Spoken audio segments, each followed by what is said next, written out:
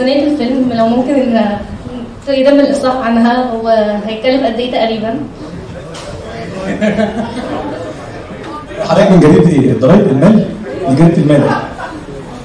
موقع في الفن. لا اوعدك ان هيبقى في ميزانيه تعمل عمل ضخم يكسر الدنيا ان شاء الله. اكيد مش هقول. هنا زاهر ممكن تتفضلي معانا، ممكن نحاول نحرق منك الاحداث ولا حاجه؟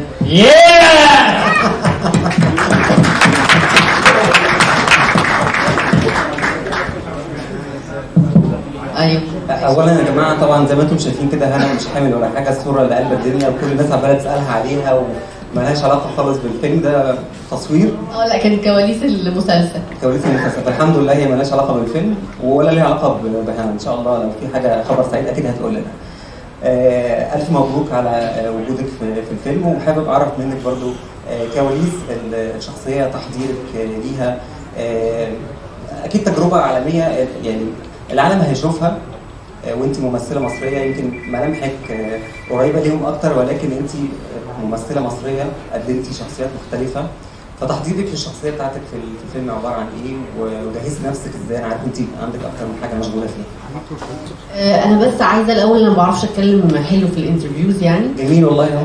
مش شاطره قوي في الانترفيوز، بس عايزه اقول ان انا مبسوطه قوي ان انا معاك يا مينا بصراحه. وانا كمان والله. وانا كمان. والتحضير لسه انا ما حضرتش بصراحه، يعني قريت الدور والدور حلو قوي ومختلف ما عملتوش قبل كده حتى في مصر، ف يعني يا رب اعمله كويس. بس انا لسه يعني هشتغل اكتر مع استاذ ونوس ومع مينا ومعاهم كلهم وبس كده. يعني لسه ما حضرتش بصراحه، عشان انا دلوقتي بعمل حاجات اول ما اخلصها اقعد اشتغل واركز في الفيلم بس. طب نبدا ناخد اسئله ثانيه. مين يا جماعه حابب يسال؟ انا الاضاءه يعني في عينيا فانا مش شايف، يا ريت لو حد يرفع ايده جامد شويه خليه يشوف. استاذ احمد عاشور اتفضل. ايوه.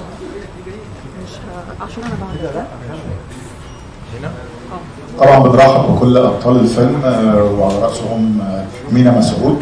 عايزين نعرف بس انت شغال طول الوقت في هوليوود وابتديت بروفات هنا في مصر، ايه المختلف في التكنيك ما بين هنا وما بين هناك؟ وهل انت حاطط شروط معينه في نوع كاميرات او في يعني عايز اعرف بس ايه الشكل اللي انت عايز تخرج بيه والتكنيك اللي انت عايز تقدمه مختلف ما بين هناك وهنا؟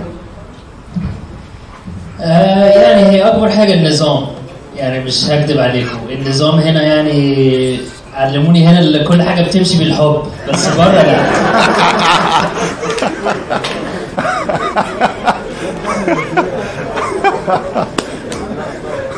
جبت لكم عنوانك ده. احنا شعب عاطفي دايما، عندنا طاقه حب. شايف كده شايف كده. ناخد اسئله تاني طيب ولا نكمل حوارنا؟ انا مش شايف والله، ضربه في عينيا. استاذ عبد المنعم، محمد عبد المنعم، استاذ البلد اتفضل.